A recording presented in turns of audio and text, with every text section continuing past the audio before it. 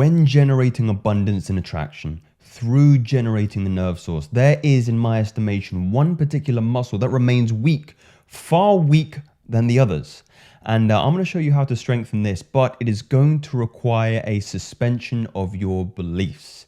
And I'm going to share with you a personal example a little bit later on in the video that might not be particularly PG. And to be honest, a lot of you won't have heard of it before, but it really is a brilliant example in terms of what you can actually do with your body when you harness this particular muscle. So I have here another excerpt from the book Personal Magnetism, The Art and Science of Personal Magnetism by Theron Q. Dunmont.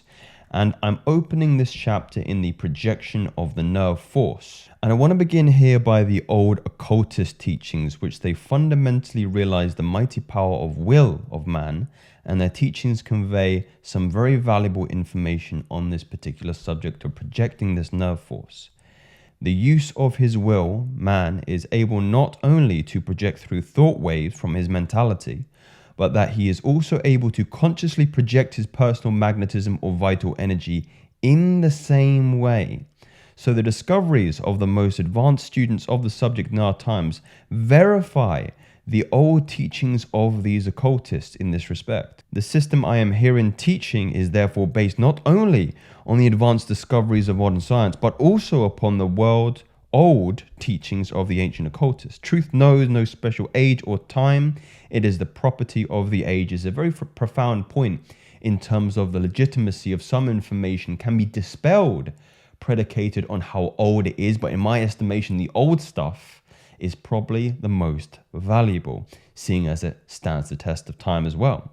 The average man projects his physical magnetism or nerve force into his personal atmosphere or aura more or less unconsciously, just as he walks or breathes for that matter. So we have this really interesting word in terms of this unconscious projection of this particular energy, whatever you want to call it, chi, ki, prana.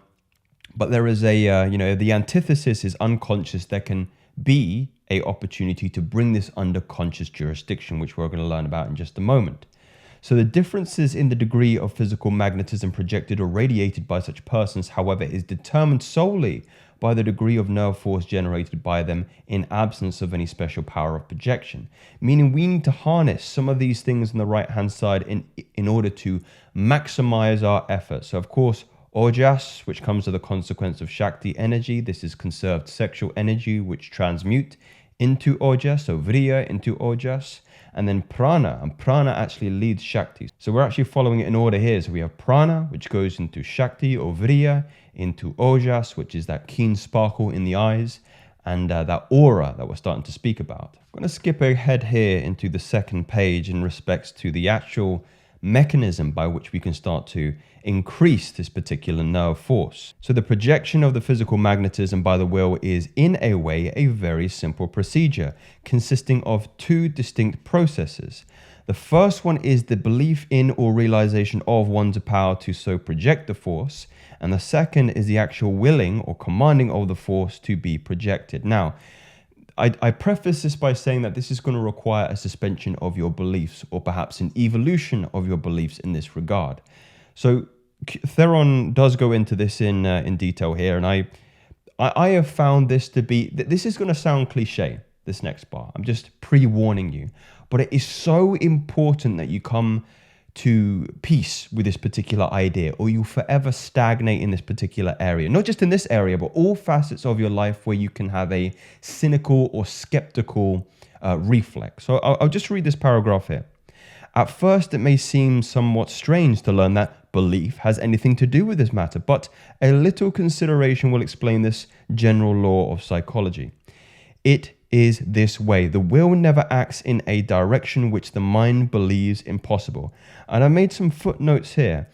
People are typically skeptical because they're worried about the first part, is being considered a fool, being considered somebody that is maybe naive.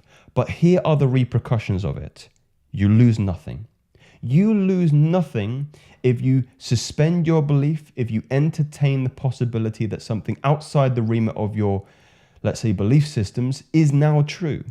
Or the second option is you can be right and you gain something. I have always said that the most progress I have had in my life is where I've been open and receptive to possibility. The moments where I've stagnated, stalled, and not make progress is because I've been cynical and mistrusting of the world. And you don't have to take my beliefs in that. You don't have to take my opinion. I encourage you to think. When have you made progress in your life? Has it been in an area where you've been cynical of the world, mistrusting of the world, egotistical and prideful about what you believe is real and what isn't real? Or when you pause, you hit the pause button, you go, maybe I'm wrong. Maybe I'm willing to be wrong. I'm willing to be a fool here. I'm willing to lose nothing, but gain something if I am right. And I encourage you to do this not only in this area of your life pertaining to increasing your auric field, but in every single facet of your life where you're not seeing progress yet.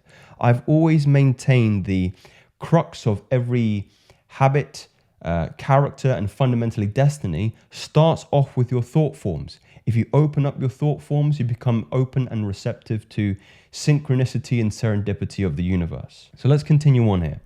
Belief does not necessarily render accomplishment certain, but it removes the barriers of disbelief, the latter preventing any accomplishment by the will. More credence to this idea that skepticism is actually putting more barriers in your way in terms of where you fundamentally want to go. There are many things that we would be able to do if we could only believe that we could do it, but disbelief acts as a brake and a barrier to the efforts of the will. Realization of one's power will often gain half the battle of accomplishment for him. In the case before us, the one needs to believe enough to make the attempt to even try, to even consciously flex the nerves in your body, in your biochemistry, in your nervous system, in your neurochemistry, in order to get this particular outcome. The natural question becomes, how can you will or command the physical magnetism to move into your personal atmosphere and energize it? Will it obey me, you will ask. Certainly it will.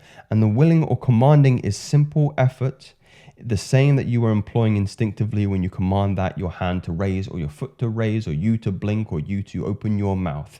It is intention. Intention invigorates your nervous system. If you think about an area in your body, if you think about your left hand, the nerves invigorate in your left hand. It is all through this particular medium here, which is the key control mechanisms for invigorating the nerves and then allowing that nerve force to be maximized beyond the confines of the physical body. Your nervous system stretches far beyond the physical body.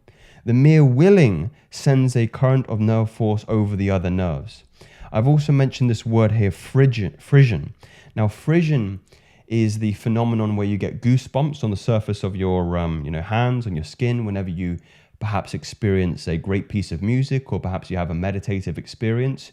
This is another example of the willful invigoration of the nervous systems to create a force, an attractive force. And you can move this particular energy throughout the different nerve plexuses and ganglions in the body, which are the storehouses of this particular energy. And I mentioned this tool that perhaps will be unknown to many people here, and I'll explain it in just a moment here.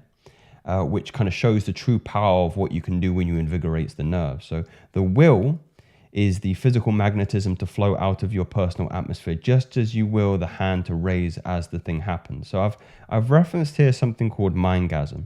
Now, Mindgasm is a very interesting platform that allows an individual to retrain the nerves in the pelvic floor to experience NEOs, non-ejaculatory orgasms, meaning that you can experience the same kind of pleasure you experience in a traditional, let's say, sexual relations, but whereby you're not wasting your sexual fluid, you're not making a mess, and fundamentally you can forego any withdrawal period, any post-ejaculatory state, and keep your stamina very, very high. Now, if you told me this before, I would have told you you're silly, this is not true, a man cannot do this. However, through this particular platform, I have trained my body to experience pleasure through the pelvic floor, nerve plexuses, in a way that I would have never have believed. But what did I have to do in order to do that? I needed to suspend my disbelief. I needed to come to a point where I recognized, here, the will never acts in a direction when the mind believes it's impossible. You cannot get to these states if you haven't first brought down the barriers that prevent you from achieving different levels in your life. Now, this is an app I encourage you, if you're interested in this, to have a little look at this resource. You will be changed forever. You will be different from then on. You will have not just a, what would you say, a different perspectives in terms of what's actually possible when you retrain the nervous system, but also an increase in your physical attraction when you leverage this to increase your auric field. The field of your nervous system is a more scientific way to name it. And guys, these are not theories today. These are cold, hard facts. Speak soon.